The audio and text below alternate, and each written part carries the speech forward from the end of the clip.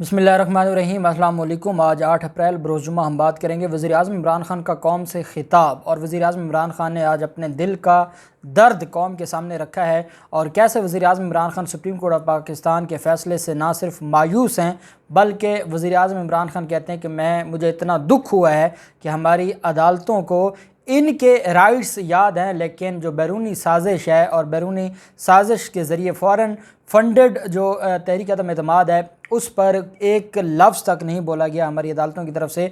और article 63A का जो रेफरेंस है वो आज तक पड़ा है और कौम के बच्चे बच्चे को पता है कि कहाँ पर लोगों को ये ख़रीद रहे हैं और कैसे मंडियाँ लग रही हैं। और इस वक्त जो लाहौर का आवारी होटल है उसके बाहर इन्होंने गार्ड्स खड़े किए हुए हैं ताकि कोई मेंबर भाग ना जाए। और ऐसे में सुप्रीम कोर्ट ने ये फ़ैसला दिया जिससे मायूसी हुई है। कौम में जाने का ऐलान किया है, इम्पोर्टेड गवर्नमेंट नामंजूर और कौम में और आवाम के सामने जाने का ऐलान किया वज़ीर-ए-आज़म इमरान ख़ान ने। दूसरी तरफ मुसद्दक़ा ज़राए और सीनियर सहाफ़ी का ये दावा है जो वज़ीर-ए-आज़म इमरान ख़ान के बड़े करीबी समझे जाते हैं कि कल अदम एतमाद पर वोटिंग नहीं होगी। क्यों नहीं होगी वो भी मैं आपके साथ शेयर करूंगा। पहले तो मैं आपको बताता चलूं कि वज़ीर-ए-आज़म इमरान ख़ान जो आज जो कुछ होता रहा और जिस तरीके से वज़ीर-ए-आज़म इमरान ख़ान ने कैबिनेट का इजलास हुआ और उस कैबिनेट के इजलास में 2-3 चीज़ें डिस्कस हुई। एक तो कौम के सामने ख़त को लेकर आना था, लेकिन सिर्फ मुल्क की खातिर जहाँ बात मुल्क की आ जाती है तो वहाँ वज़ीर-ए-आज़म इमरान ख़ान खामोश हो जाते हैं। और मुल्क की खातिर वज़ीर-ए-आज़म इमरान ख़ान का कहना है कि क्योंकि वो कोडेड होता है और अगर आप उसको ओपन करते हैं तो कोड आपकी जो सीक्रेट इन्फॉर्मेशन है कोड एक ही होता है तो वो फिर पूरी दुनिया के पास चला जाता है। इस वजह से ऐसा करना मुल्क के लिए नुकसानदेह है। साथ वज़ीर-ए-आज़म इमरान ख़ान का ये कहना था कि ये जितना भी मामला है और इस मामले पर एक कमीशन बनाने की भी कोशिश की हुकूमत पाकिस्तान ने और एक साबिक़ कोर कमांडर को और लेफ्टिनेंट जनरल को उनकी आप पिछले इंटरव्यूज़ सुने तो वो ऐसे लगता है कि गैरत का जो सबसे बागैरत कोई पाकिस्तानी शहरी है तो ये यही हैं। और उन्होंने बड़े दावे किए थे, लेकिन आज जब उनको उस कमीशन का हेड बनाया गया तो वो इनकार कर गए, उन्होंने इसका इनकार किया। DGISI की भी आज वज़ीर-ए-आज़म इमरान ख़ान के साथ मुलाकात हुई है और बहुत सारी चीज़ों पर डिस्कशन हुई है और बहुत सारी चीज़ों पर वज़ीर-ए-आज़म इमरान ख़ान को इत्मीनान में लिया गया। वज़ीर-ए-आज़म इमरान ख़ान इदारों और अदालत से बहुत ज़्यादा मायूस हैं। उसकी वजह यह है कि ये वक्त था कौम के साथ खड़ा होने का, ये वक्त था अपने रियासत के साथ खड़ा होने का, लेकिन रियासत के साथ खड़े ना होकर अदालत ने और इदारों ने ये दिखाया है कि वो भी कंप्रोमाइज़्ड हैं और वो हिकमत के तकाज़े इस्तेमाल कर रहे हैं। और मैं कल कुछ लोग कह रहे थे कि नज़रिया ज़रूरत को दफन किया गया। मैं समझता हूँ कि ये नज़रिया ज़रूरत को दफन नहीं किया गया, ये दोबारा उसको ज़िंदा किया गया है।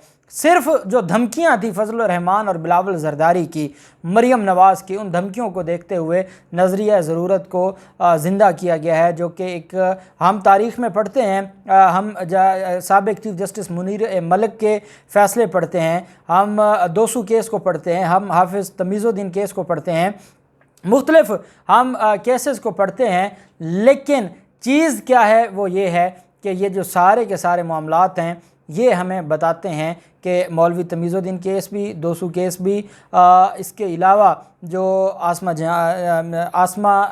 जिलानी केस हैं, आसमा जहांगीर केसेस, वो सारे के सारे हमें ये बताते हैं। और कि आइन को जब भी तोड़ा गया है और आइन का जब भी, अब आप अंदाज़ा लगाएं कि आर्टिकल 69 को भी तोड़ा गया है, आर्टिकल 5 की भी धज्जियाँ उड़ाई गई हैं और सिर्फ आर्टिकल 95 की का तकद्दुस रखा गया है जहाँ पर किसको फ़ायदा था वो भी आप और मैं सारे जानते हैं। वज़ीर-ए-आज़म इमरान ख़ान ने कौम के सामने आज जो चीज़ सामने लाए हैं उनका ये कहना था कि हम सुप्रीम कोर्ट ऑफ पाकिस्तान का फ़ैसला कबूल करते हैं।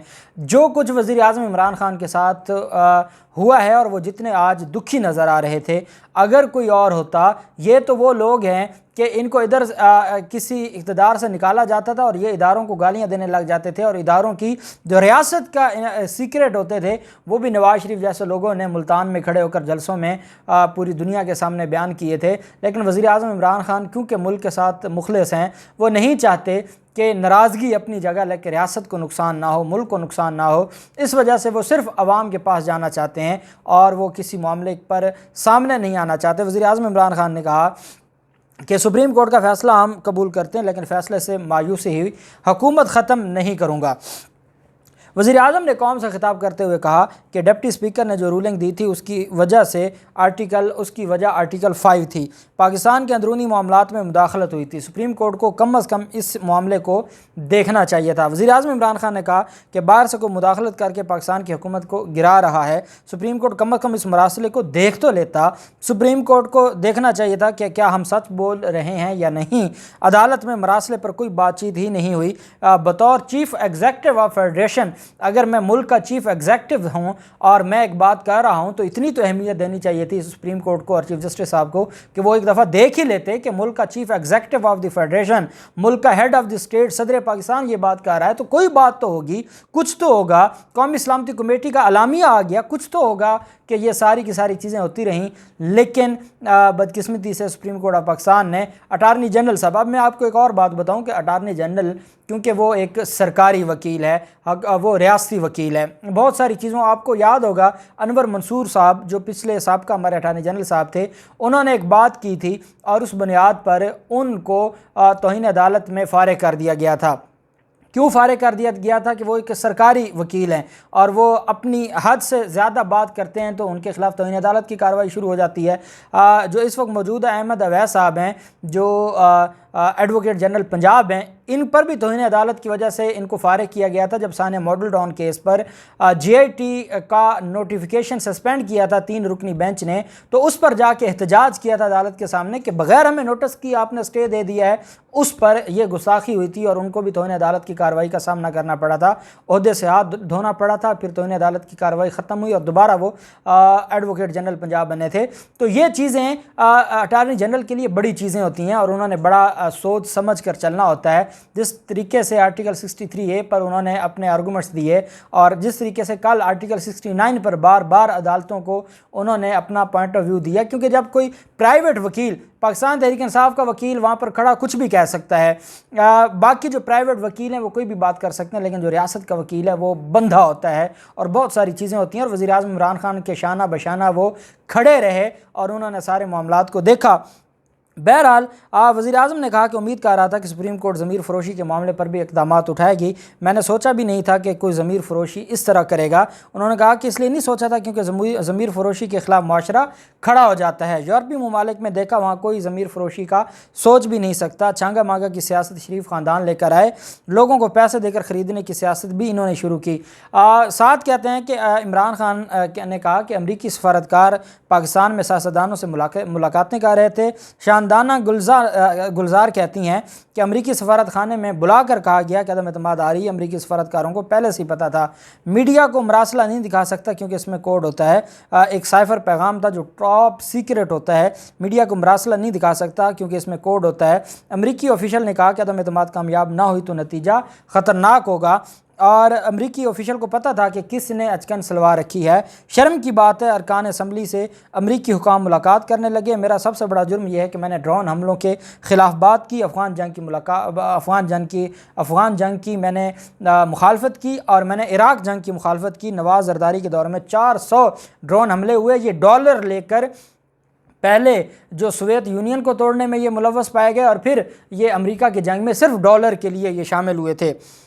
उन्होंने कहा कि हमें टिश्यू पेपर समझ के हमेशा इस्तेमाल करके फेंक दिया जाता रहा। उन लोगों को पता था कि ये तो डॉलर लेकर हमारी जंग में शरीक होते हैं, तो जो लोग डॉलर लेकर शरीक होते हैं उनकी कौन सी इज़्ज़त होती है? कोई इज़्ज़त नहीं करता। वज़ीर आज़म इमरान खान ने कहा कि हमारी खारजा पॉलिसी वो है कि सबसे अच्छे तल्लुकात हों।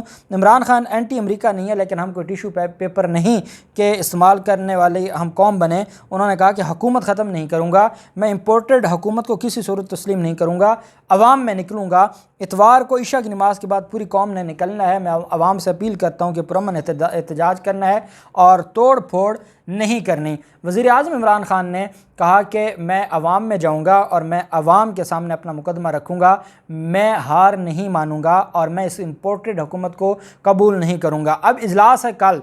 एंकर इमरान रियाज़ ख़ान जो कि बड़े करीबी साथी भी समझे जाते हैं वज़ीर आज़म इमरान खान के, और सबसे पहले साफ़ियों में भी उन्हीं को और अरशद शरीफ को आगाह किया गया था इस ख़त के हवाले से।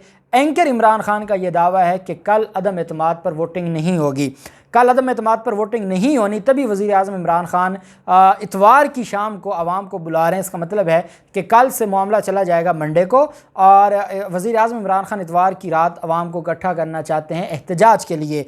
दूसरी चीज़ ये है कि जो वो मरासला है, उस मरासले पर वज़ीर आज़म इमरान खान और हुकूमत पाकिस्तान कल इन कैमरा पार्लियामेंट के इजलास, जब सारे अरकान आ जाएंगे, इन कैमरा इजलास में सारे मेंबरान के सामने बात रख देंगे, ताकि जो भी मामला है वो उनके सामने आ जाए, और उसके बाद फिर जिसका ज़मीर है वो चाहे तो उनको वोट दे, जिसका ज़मीर नहीं है वो वहाँ से उठकर आ जाए, ताकि वो ये ना कहें, जो सुप्रीम कोर्ट बार बार कहती थी कि एक दफ़ा उनको बता तो देते, क्या पता उनका ज़मीर जाग जाता और वो अदम एतमाद नाकाम बना देते। तो ये भी करके देख लेंगे, और उसके बाद फिर जो ये इजलास है ये मंडे के लिए मुलतवी हो जाएगा, और वज़ीर आज़म इमरान खान इतवार की शाम इशा के बाद आवाम को इकट्ठा करने की अपील कर दी है।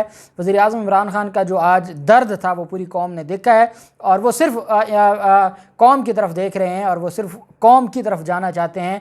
देखते हैं क्या होता है, जो भी तफसीलात होंगी आपके साथ शेयर करते रहेंगे। अल्लाह पाक पाकिस्तान का हमें नासिर हो। बहुत शुक्रिया। अल्लाह हाफ़िज़। पाकिस्तान जिंदाबाद।